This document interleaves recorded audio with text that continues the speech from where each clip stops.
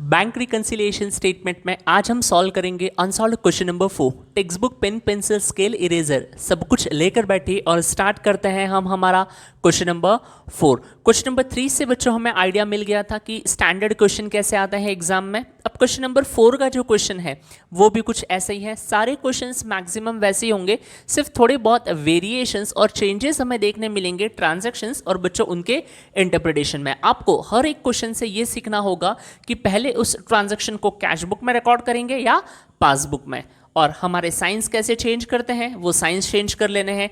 Transactions जहां question में लिखा गया है वहीं हमें रिकॉर्ड करना है, और आगे का काम ट्रांजैक्शन ऐड में होगा या लेस में, ये हमारे साइंस डिसाइड कर लेते हैं। तो बच्चों स्टार्ट करते हैं क्वेश्चन।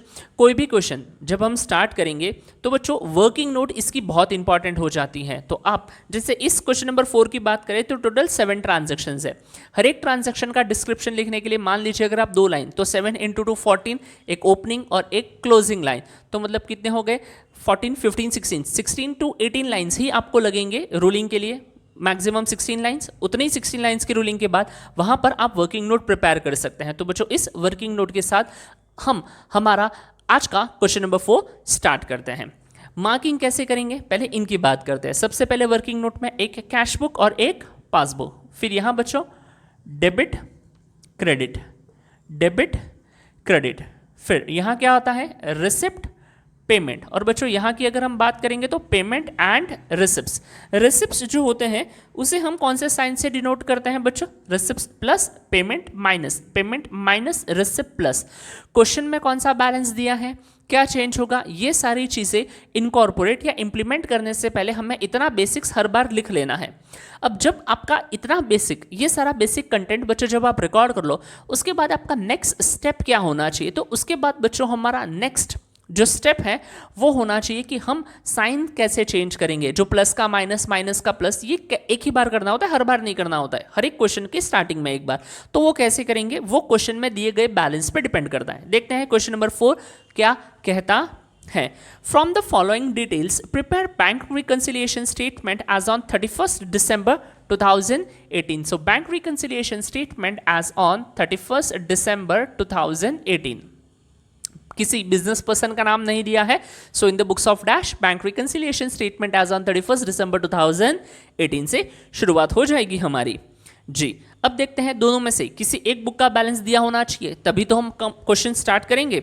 सो क्वेश्चन कहता है bank overdraft as per cash book as on 31 December 2018 was 48,450। Bank overdraft as per cash book, ये रही बच्चों कैश बुक, और क्वेश्चन कह रहा है कि ओवरड्राफ्ट से शुरू हो रहा है, और ओवरड्राफ्ट का मतलब माइनस होता है। ये रहा नेगेटिव बैलेंस, ये रहा ओवरड्राफ्ट।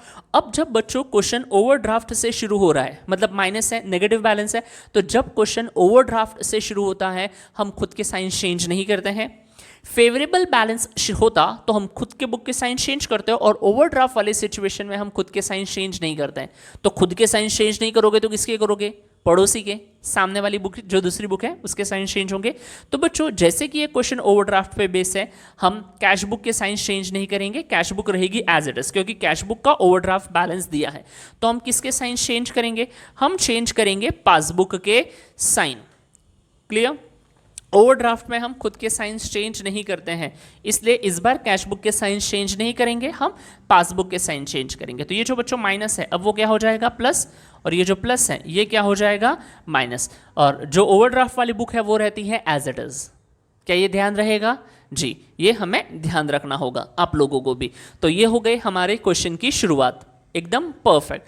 उसके बाद सारे ट्रांजैक्शंस पढ़ो, जो ट्रांजैक्शंस जहां रिकॉर्ड किया गया है वहां रिकॉर्ड कर दीजिए, ऊपर का साइन देखिए और आपका काम कंप्लीट है, परफेक्ट, अच्छी तरह से। तो शुरू करते हैं हम सेकंड ट्रांजैक्शन के साथ, क्योंकि पहले ट्रांजैक्शन में तो इस बार बैलेंस दिया हुआ है। सेकंड ट्रांजैक्शन ऑनवर्ड्स रीड करते हैं, देखते हैं क्वेश्चन क्या कहता है। सेकंड ट्रांजैक्शन देखिए, bank charges for SMS alert 370 were debited in passbook but not recorded in cash book। Bank ने 370 रुपीज चार्ज किए। किसने चार्ज किए हैं, बैंक ने। अगर बच्चों बैंक कुछ चार्ज करता है तो वो हम पहले रिकॉर्ड कर पाएंगे आप बैंक, ऑब्वियसली बैंक ने चार्ज किया है तो बैंक रिकॉर्ड कर पाएगा। जो इनिशिएटिव ले रहा है वो ट्रांजैक्शन पहले रिकॉर्ड करेगा। अगर बिजनेसमैन इनिशिएटिव ले रहा है तो ट्रांजैक्शन पहले कैश बुक में रिकॉर्ड होगा, और अगर बैंक इनिशिएटिव ले रहा है तो वो ट्रांजैक्शन पहले पासबुक में रिकॉर्ड होगा। इस बार के लिए बैंक ने इनिशिएटिव लिया है तो ट्रांजैक्शन कहाँ रिकॉर्ड होगा बच्चों? पासबुक में। कितना बैंक ने डिडक्ट कर लिया है? 370 rupees in the form of SMS charges, और ये हमारे सेकेंड ट्रांजैक्शन का है, सेकेंड ट्रांजैक्शन, क्योंकि फर्स्ट में तो ओपनिंग बैलेंस है ना, ऐसे नंबर लिखे रहने से हमें याद होता है कौन सा ट्रांजैक्शन कहाँ जा रहा है। सो सेकेंड ट्रांजैक्शन कहाँ जाएगा बच्चों? ऐड में। क्लियरली मेंशन है वे debited in passbook but not recorded in cash book, तो हमने भी रिकॉर्ड नहीं किया है, जो कहाँ है वो लिख दो, ऊपर के साइन बता देंगे ऐड होना है या लेस। यही है हमारी सबसे अच्छी बात इस मेथड की। नेक्स्ट देखते हैं, interest on overdraft 2870 did not appear in cash book. Interest on overdraft did not appear in cash book, मतलब कैश बुक में तो नहीं आएगा, ये तो यही लोग क्वेश्चन ही बता रहा है, तो कहाँ अपीयर हो रहा है? तो इंटरेस्ट ऑन ओवरड्राफ्ट का मतलब क्या है? पहले तो बच्चों ओवरड्राफ्ट का मतलब क्या होता है? लोन। हमने बैंक से लोन लिया है, शॉर्ट टर्म लोन है, और उस पर अगर बैंक इंटरेस्ट, लोन पे बैंक हमें इंटरेस्ट देगा या हम बैंक को इंटरेस्ट देंगे? सर कस्टमर को बैंक को इंटरेस्ट देना पड़ेगा, मतलब बैंक वो इंटरेस्ट हमारे अकाउंट से कट कर लेगा। कितने पैसे बैंक ने कट किए हैं? 2870। तो जब बैंक आपके अकाउंट से पैसे डिडक्ट करेगा तो बच्चों वो पेमेंट साइड में रिफ्लेक्ट होगा। कितना अमाउंट है जो बैंक डिडक्ट कर रहा है? सर बैंक हमारे बैंक अकाउंट से 2870 रुपीज डिडक्ट करेगा। तो ये हमारा थर्ड ट्रांजैक्शन हो गया, और ये भी बच्चों ऐड और लेस, ऊपर के साइंस के हिसाब से ये भाई साहब भी कहाँ जाएंगे? ऐड होने के लिए रेडी है। हमारा थर्ड ट्रांजैक्शन सीक्वेंस में। फोर्थ ट्रांजैक्शन देखिए ध्यान से, अ bill for 12,000 discounted with the bank appears in cash book at full amount but bank has deducted 200 discounting charges। अब सर पहले तो हमें यही नहीं समझ में आया कि ये ट्रांजैक्शन क्या है, क्योंकि इसके पहले वाले क्वेश्चन में भी आया था डिस्काउंटेड बिल डिसऑनर्ड, और तब मैंने आपको कहा था कि अभी ज़रूरत नहीं है, बट ये सेकंड टाइम भी आ गया। अब ऐसे हर बार आते रहेगा तो डायरेक्ट आंसर्स कब तक बता दिए जाएं? वैसे इस बार बच्चों डिस्काउंटेड बिल डिसऑनर्ड नहीं हुआ है, यहाँ कुछ और कहानी है, बट मैं आपको डिस्काउंटिंग ऑफ बिल की कहानी शॉर्ट में समझाने की कोशिश करता हूँ। जब बच्चों बिजनेसमैन गुड्स सेल करता है, जब भी बिजनेसमैन गुड्स क्या करेगा? सेल करेगा, तो अब वो जो सेल होता है वो कैश सेल्स होगा या फिर वो होगा बच्चों क्रेडिट सेल? क्या होगा? Credit sale. और जब बिजनेसमैन गुड्स क्रेडिट पे सेल करता है, जिस पर्सन को गुड्स क्रेडिट पे सेल किए जाते हैं वो पर्सन क्या कहलाता है? हमारा डेटर। डेटर का मतलब क्या होता है बच्चों? कस्टमर। क्लियर? क्योंकि उस पर्सन से पैसे आने बाकी हैं। मान लीजिए हमने मिस्टर सुरेश को 10,000 के गुड्स सेल किए उधार पर, क्रेडिट पे हमने उनको कितने गुड्स सेल किए? 10,000 के गुड्स सेल किए, तो क्रेडिट सेल कितने का है? 10,000 का। तो अब जो मिस्टर दिनेश है, मिस्टर दिनेश, वो कौन बन जाएंगे? हमारे डेटर बन जाएंगे, क्योंकि मिस्टर दिनेश से हम 10,000 मांग रहे हैं। अब ये दिनेश, नाम ही इसका दिनेश है, राइट? बचपन का दोस्त है, हम बचपन से जानते हैं, बहुत बार बचपन में लिए हुए पैसे नहीं देता है तो भी बिजनेस के पैसे कहाँ से देगा? तो एग्जाम्पल के लिए हम ऐसे मान लेते हैं कि हमें दिनेश पे भरोसा नहीं है, हम दिनेश को कहेंगे कि दिनेश गुड्स तो तू लेके जा, उधार पे लेके जा, वो भी चलेगा, बट मैं ना एक बिल, एक कागज़, एक डॉक्यूमेंट बनाऊंगा जिसमें लिखा होगा कि तू इतने पैसे मुझे 1 महीने बाद लिख कर दे कि तू पैसे देगा। उसके लिए हम एक बिल बनाएंगे जिसमें लिखा होगा कि आप मुझे इतने पैसे इतने महीनों के बाद दोगे। दिनेश बोलेगा अरे दोस्त, ये दोस्ती में ये सब कर रहा है, भाई बिजनेस है, हिसाब चाहिए पक्का, तो काम करना पड़ेगा पक्का। क्लियर? तो हम कहेंगे लिख के दे, वो बोलेगा ठीक है चलो लिख के भी दे देता हूँ। तो अब हम एक डॉक्यूमेंट, हम मतलब कौन बच्चों? जो सेलर है, जो सेलर है, जो सेलर है, जो सेलर होता है वो क्या करता है बच्चों? बिल बनाता है। वो क्या बनाता है? बिल। सेलर क्या करता है? बिल बनाता है, उसे कहते हैं बिल ड्रॉ करना। और जो कस्टमर है, दिनेश है, वो बिल क्या करेगा बच्चों? एक्सेप्ट। बिल क्या करेगा? एक्सेप्ट। वो बिल एक्सेप्ट कर लेगा। अब हमने बिल बनाया, उसने बिल पे साइन किए और बिल हमारे पास वापस आ गया। हमारे पास मतलब किसके पास बच्चों? सेलर के पास। तो सेलर के लिए जो पर्सन, उसका जो दोस्त था ना दिनेश, दिनेश क्या था? डेटर। अब यही दिनेश बिल एक्सेप्ट करने के बाद यही दिनेश क्या बन जाता है बच्चों? Bills receivable. क्या बन जाता है? Bills receivable. अब ये बिल की बात आती है यहाँ पर, और ये सब आपको 12th में एक डेडिकेटेड चैप्टर है, मैं अभी बहुत शॉर्ट में खत्म करने की कोशिश कर रहा हूँ इसे। क्लियर? तो अब ये जो बिल है बच्चों, ये होता किसके पास है? सेलर के पास है। किसके पास होता है? सेलर के पास। अब सेलर, मान लीजिए ये 2 मंथ्स के क्रेडिट पे सेल हुआ था। कितने मंथ्स का क्रेडिट था? 2 मंथ्स का क्रेडिट। अब 2 महीने तक सेलर भाई साहब, मतलब हम इस बिल को संभाल के रखेंगे। अगर हमें इन बिटवीन पैसे की ज़रूरत आ गई, तो हम क्या कर सकते हैं? हम इस बिल को बैंक, हम मतलब कौन? सेलर उस बिल को बैंक के पास लेके जा सकता है। बैंक को बोलेगा ये लो 10,000 का बिल। बैंक कुछ कैलकुलेशन करेंगे और वो हमसे कह देंगे कि हम आपको इस बिल के अगेंस्ट 9,800 रुपीज़ देंगे, 200 रुपये हम कट कर लेंगे और पैसा हमको तुरंत दे देगा बैंक। तो जो पैसा दिनेश हमें 2 महीने बाद देने वाला था, बैंक वो पैसा हमें आज ही दे देता है। ये जो प्रोसेस है ना, इसे कहते हैं डिस्काउंटिंग ऑफ बिल। क्लियर? अब हमने बिल दे दिया बैंक को, बैंक ने हमें 9,800 रुपीज़ दे दिए। इस प्रोसेस को बच्चों हम कहते हैं डिस्काउंटिंग ऑफ बिल। बिल तो डिस्काउंट करवा लिया बच्चों, अब डिस्काउंटिंग ऑफ बिल के बाद क्या होगा? जैसे हम बिल बैंक को दे देते हैं, अब फॉर द नेक्स्ट 2 मंथ्स ये बिल बैंक के पास रहेगा। जैसे हमने ये बिल बच्चों डिस्काउंटिंग करवा लिया, तो डिस्काउंटिंग में ये बिल किसके पास चला जाता है? बैंक के पास। और हमें हमारे 9,800 मिल गए। 200 रुपीज़ भले बैंक ने डिडक्ट कर लिया, बट हमें पैसे तो मिल गए फॉर द टाइम बीइंग। जी बच्चों, पैसे मिल गए। तो इसी पर्टिकुलर पॉइंट को इस ट्रांजैक्शन में मेंशन किया गया था। अब थोड़ी सी कहानी पूरी ही कर लेते हैं। तो बच्चों, जब बिल डिस्काउंट हो जाता है, 2 मंथ्स तक बिल बैंक के पास होगा। अब 2 मंथ्स के बाद इस दिनेश से पैसे लेने बैंक जाएगा, वो बिल को लेकर। वो बिल कहाँ गया? जो बिल हमारे पास था वो हमने बिल दे दिया बैंक को, बैंक बिल लेकर पहुंच जाएगा दिनेश के पास। अब दिनेश ड्यू डेट के दिन, मतलब 2 मंथ्स के बाद जो डेट आ रही है उस दिन अगर बैंक को पैसा दे देता है तो हैप्पी एंडिंग, सब खुश, हम भी खुश, दिनेश भी खुश, बैंक भी खुश, कोई प्रॉब्लम नहीं। बट अगर दिनेश उस ड्यू डेट के दिन बैंक को पैसे नहीं देगा तो कहानी बहुत इंटरेस्टिंग हो जाएगी। फिर अब देखना कौन किसके पीछे भागेगा। बैंक हमसे पैसे मांगेगा, बैंक हमारे पीछे और हम दिनेश के पीछे, बैंक हमारे पीछे और हम दिनेश के पीछे। कहने का मतलब है बैंक वो पैसे हमारे बैंक अकाउंट से डिडक्ट कर लेता है। इसीलिए मैंने आपको कहा था जब भी डिस्काउंटेड बिल डिसऑनर होता है तो कहा आता है एंट्री पासबुक के डेबिट साइड में, क्योंकि वो अमाउंट हमारे बैंक से डिडक्ट हो जाती है। फिर हम वो पैसे किससे मांगेंगे? दिनेश से। और इन सारी कहानियों की जर्नल एंट्री हम 12th स्टैंडर्ड में सीखते हैं, बिल्स ऑफ एक्सचेंज में, जो हमारा टॉपिक है उसमें। ओके, तो हमें यहाँ पर इस ट्रांजैक्शन में, इस क्वेश्चन के इस ट्रांजैक्शन में क्या डिस्काउंटेड बिल डिसऑनर हो रहा है? नहीं बच्चों, इस ट्रांजैक्शन में जो डिस्काउंटेड बिल है वो डिसऑनर नहीं हो रहा है। ये जो ट्रांजैक्शन है ये हमें क्या बताना चाह रहा है? ये ट्रांजैक्शन बच्चों हमें बता रहा है, ध्यान से देखिए, अ bill for 12,000 discounted with the bank, जो बिल था 12,000 का, जो हमने बैंक से डिस्काउंट करवा लिया था, right, appears in cash book at full amount. Cash book में तो वो पूरी अमाउंट पे रिकॉर्ड हो रहा है, कोई प्रॉब्लम नहीं है। But the bank has deducted 200 discounting charges, और बैंक ने हमसे कितना अमाउंट डिस्काउंटिंग चार्जेस के नाम पे डिडक्ट कर लिया है? तो बच्चों बैंक ने 200 रुपीज़, कितना अमाउंट? बैंक ने 200 रुपीज़ डिस्काउंटिंग चार्जेस के नाम पे क्या कर लिया है? डिडक्ट। तो ध्यान रखिएगा, discounting charges charge by bank, उस लिस्ट में ऐड कर लीजिएगा, discounting charges charge, discounting charges charge by bank. ये ट्रांजैक्शन कहाँ आता है? तो ये ट्रांजैक्शन आता है पासबुक के डेबिट साइड में। और अगर डिस्काउंटेड बिल डिसऑनर, और अगर वो डेबिट हो जाए तो भी कहाँ आता है? पासबुक के बच्चों डेबिट साइड में। So discounted bill dishonour debited by bank. तो यहाँ तो डिस्काउंटेड बिल डिसऑनर नहीं हुआ है, सिर्फ डिस्काउंटिंग चार्जेस की बात हो रही है, और वो डिस्काउंटिंग चार्जेस कितने हैं?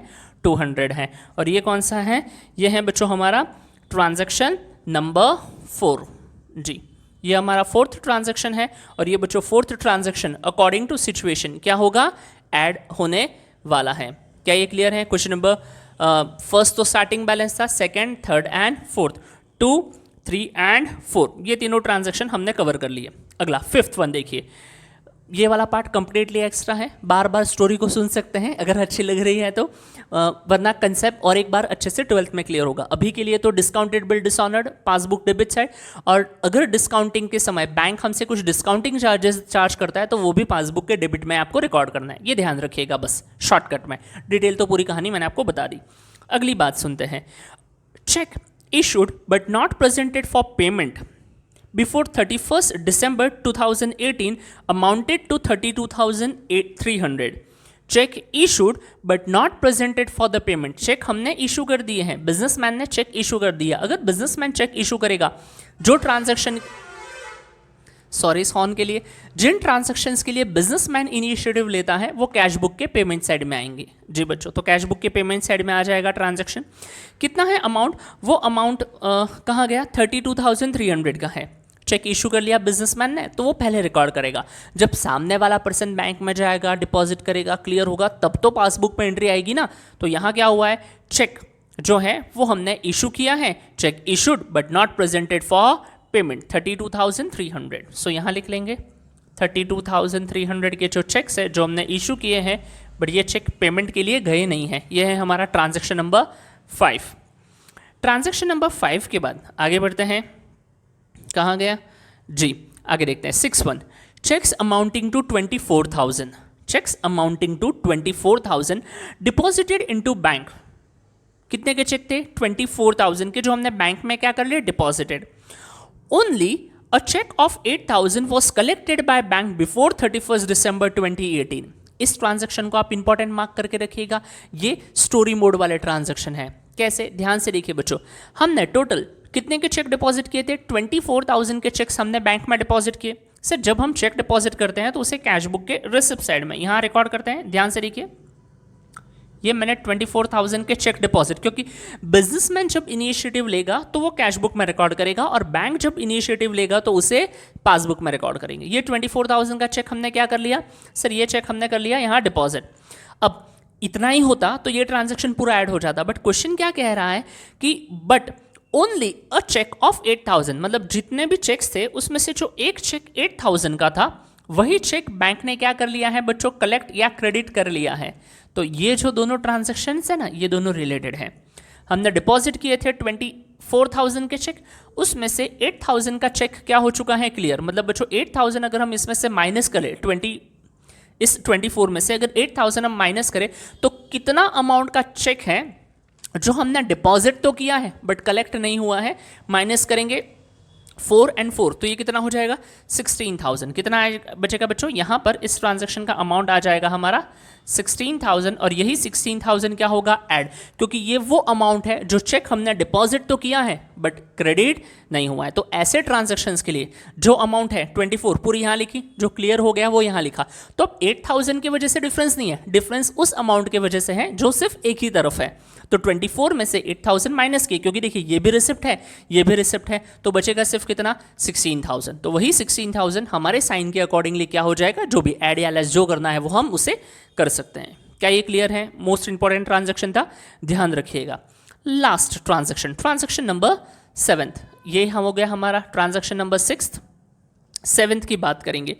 Paid stationery bill of 11,300 by debit card and it was not recorded in cash book. हमने स्टेशनरी का बिल पे किया है बच्चों. कैसे पे किया है? डेबिट कार्ड से. अगर आप कार्ड से पेमेंट करते हो तो ट्रांजैक्शन पहले पासबुक में ही रिफ्लेक्ट होगा. क्लियर? तो कितना अमाउंट है वो? और क्वेश्चन स्पेसिफिकली कह रहा है that it was not recorded in cash book. तो कैश बुक में रिकॉर्ड नहीं करना है, जहाँ हुआ है रिकॉर्ड वहीं करेंगे. 11,300. ये रहा 11,300 का ट्रांजैक्शन, और ये तो था ट्रांजैक्शन नंबर 7. तो इस तरह से बच्चों हम ये पूरा का पूरा क्वेश्चन सॉल्व कर चुके हैं, सारे ट्रांजैक्शंस देख चुके हैं. यहीं तक का एलिमेंट्स अगर आपको क्लियर है तो उनको लिखना तो बहुत सिंपल, बहुत ईजी टास्क है. ट्रांजैक्शंस दिए हुए होते हैं, तो आप इतने एलिमेंट्स को चाहिए तो और एक बार थोड़ी सी स्पीड बढ़ा के, स्पीड कम करके, जैसे आप कंफर्टेबल है उस तरह से देखकर कंप्लीट कीजिएगा. तो अब मैं इस क्वेश्चन को यहाँ प्रॉपरली सिस्टमैटिकली लिखना स्टार्ट करूँगा. अब आप ये रूलिंग नहीं की हो तो रूलिंग कर लीजिएगा. इन वर्किंग नोट्स को तो आपको साथ साथ में ही लिखते हुए चलना है. नहीं लिखा है तो वापस से वीडियो को रिवाइंड कीजिएगा, साथ साथ में लिखिएगा, स्टार्टिंग में दिए गए इंस्ट्रक्शंस को ठीक से फॉलो कीजिएगा. और अब हम स्टार्ट करते हैं हमारे क्वेश्चन के proper solution, that is answer के साथ. जिस बुक का बैलेंस दिया हुआ है उसे लिखेंगे सबसे पहले. कौन सा दिया हुआ है? Bank overdraft as per cash book. तो यहां लिखेंगे हम bank overdraft, bank overdraft as per cash book. Sir cash book का ओवरड्राफ्ट दिया था तो हमने लिख लिया bank overdraft as per cash book 48,450।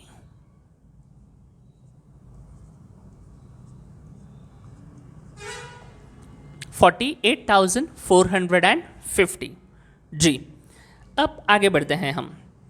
Sir उसके बाद तो बच्चों यहाँ हमने सारे नंबर्स लिखे हैं, हमें पता है कितने ट्रांजैक्शंस ऐड में है और कितने ट्रांजैक्शंस हमारे लेस में है। देखिए यहाँ से शुरू करेंगे 2, 3, 4, 7 ये सब ऐड में है, ये भाई साहब ये भी ऐड में है, सिर्फ एक ट्रांजैक्शन है वो है लेस में, बाकी सारे ट्रांजैक्शंस ऐड में है। कौन सा? 5th one. तो सब ट्रांजैक्शंस को 1 by 1 ऐड में लिखते जाते हैं। जैसे सेकंड ट्रांजैक्शन, तो पहले हेडिंग दे देंगे यहाँ ऐड वाली हेडिंग लिखने के बाद हम यहाँ पर शुरू करेंगे हमारा काम। Bank charges for SMS alert, that is SMS alert debited by bank, लिख सकते हैं हम लोग।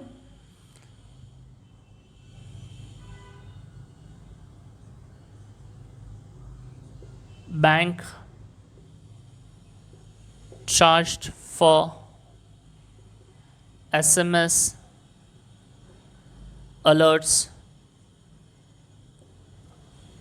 recorded only in पासबुक, सिर्फ पासबुक में रिकॉर्ड की गई है इस एंट्री को। क्लियर? कितना अमाउंट है? 370। हम यहाँ अमाउंट्स भी कंफर्म कर सकते हैं अगर कुछ चेंजेस हुए हैं तो 370। सेकेंड ट्रांजैक्शन के बाद थर्ड ट्रांजैक्शन भी बच्चों हमारा ऐड में ही है, ये रहा 2870 वाला ट्रांजैक्शन। उसके लिए लिखेंगे interest on overdraft did not appear in cash book, तो हम कह सकते हैं interest on overdraft appears only in passbook.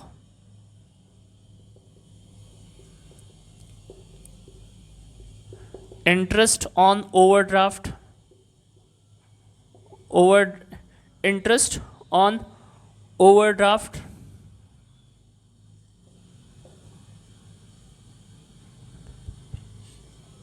appears only in passbook,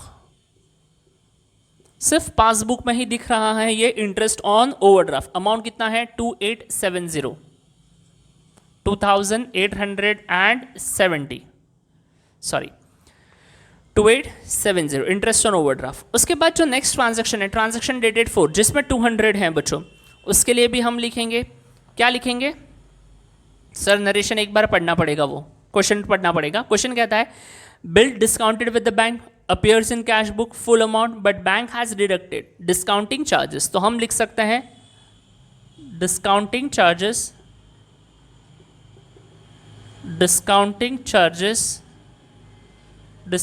charges debited by bank, discounting charges debited by bank appears in passbook only or recorded in passbook, recorded only in passbook, सिर्फ passbook में इनको record किया गया है। कितना amount है ये? Discounting charges की अमाउंट है 200, उन्हें भी हम लिख लेंगे बच्चों। उसके बाद ये ट्रांजैक्शन हो गया, ये हो गया, डिस्काउंटिंग चार्जेस हो गए। डिस्काउंटिंग चार्जेस के बाद अगर हम बात करें तो ये ट्रांजैक्शन 5th वन तो लेस में है, उसे बाद में लेंगे। 6th वाला जो नेक्स्ट ट्रांजैक्शन है वो भी बच्चों ऐड में है, उसे लिख लेते हैं। Check deposited into bank but only 8,000 was collected before, मतलब बाकी के सब कब हुए हैं? बाद में। तो ये कौन सा रीजन हो गया? वही जिसे हम कहते हैं check deposited into bank but not collected. सबका नरेशन सेम एक कैटेगरी का रखा जा सकता है बिकॉज एग्जाम में आपको जो क्वेश्चन सॉल्व करना होगा वो एक हाथ क्वेश्चन ही हो सकता है। Clear? So check deposited but not credited by bank, check deposited but not credited by bank। Clear? कब तक बच्चों? बाय 31 दिसंबर 2018। जितना सिर्फ 16,000 जो अमाउंट क्रेडिट नहीं हुआ है वही लिखना है, क्योंकि 24 में से 8,000 क्रेडिट हो चुका है और जो क्रेडिट हो चुका है वो डिफरेंस का रीजन कारण नहीं बन सकता। क्लियर? ये कंप्लीट होता है हमारा 4th वन। इसके बाद आगे बढ़ेंगे। Check issued but not presented for the payment, done. उसके बाद नेक्स्ट ट्रांजैक्शन देखेंगे, सॉरी ये तो हो चुका, उसके बाद वाला भी हो चुका है। चेक डिपॉजिटेड नेक्स्ट ट्रांजैक्शन देखते हैं। नेक्स्ट ट्रांजैक्शन कहाँ थे हम, 16,000 हो चुका है, 6 1 7th वन भी देखिए बच्चों ऐड में है 11,300 क्या है, paid stationery bill, that is stationery bill paid by debit card. Next लिखेंगे यहाँ स्टेशनरी बिल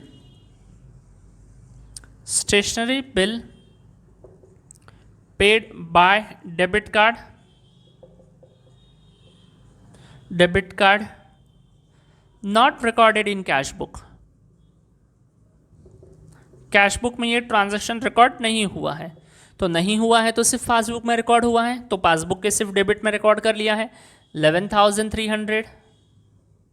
जी, तो ये 11,300 बच्चों हमने यहां पर भी ये रिकॉर्ड कर लिए हैं 11,300। अब हम यहां पर जितने भी ट्रांजैक्शंस ऐड में हैं इन सब की टोटल करके यहां बाहर लिखेंगे, राइट और उसमें से फिर जो लेस वाला अमाउंट है वो हमें क्या करना होगा, माइनस। तो बच्चों देखिए यूनिट वाले फिगर से स्टार्ट करते हैं 0 0 0 0 0, फिर 10th 0 0 0 7 और 7 7 7 14 4 1 कैरी होगा यूनिट 10th 100 100 वाले फिगर से स्टार्ट करते हैं 3 + 1 4 4 8 और 4 12 12 और 2 14 14 14 और 3 17 17 का 7 1 कैरी होगा। फिर 1000 वाले फिगर से स्टार्ट करते हैं 1 + 1 2 8 8 + 2 10 0 1 कैरी होगा, सो 1 2 और वो जो कैरी हुआ 1 था वो 3, सो 30,740 ये टोटल हो जाएगी हमारी। सबकी टोटल करके यहाँ लिखते हैं एक बार 0 5 + 4 9 7 + 4 11 1 कैरी होगा 8 + 1 9 और 4 + 3 7, सो इट्स लाइक 79,190। तो बच्चों इस तरह से हम सारे ट्रांजैक्शन जो ऐड वाले थे उनको हमने प्रॉपर्ली रिकॉर्ड कर लिया है। अब हम शुरू करेंगे लेस वाले ट्रांजैक्शंस के साथ, और अगर बच्चों आप ठीक से देखेंगे तो लेस में हमारे पास सिर्फ एक ही ट्रांजैक्शन है। अगर पूरा क्वेश्चन आप ध्यान से देखते हैं तो हमारे पास लेस में सिर्फ एक ही ट्रांजैक्शन है बच्चों, और वो है 32,300 वाला। तो उसे लिख लेते हैं, नंबर 5th है वो।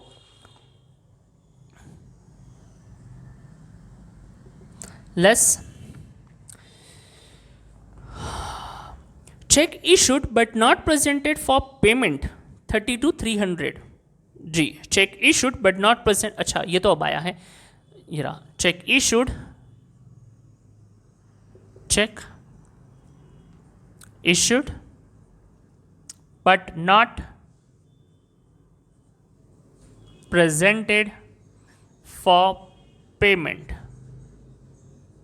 check issued but not presented for payment। अब देखिए इस सीक्वेंस में लेस में सिर्फ एक ही अमाउंट है ना, तो इसे हम सीधा बाहर लिख सकते हैं 32,300 32,300। जी, तो माइनस कर लेते हैं 0 9 - 0 इज 9, देन 11 - 9 11 - 9 इज लाइक 8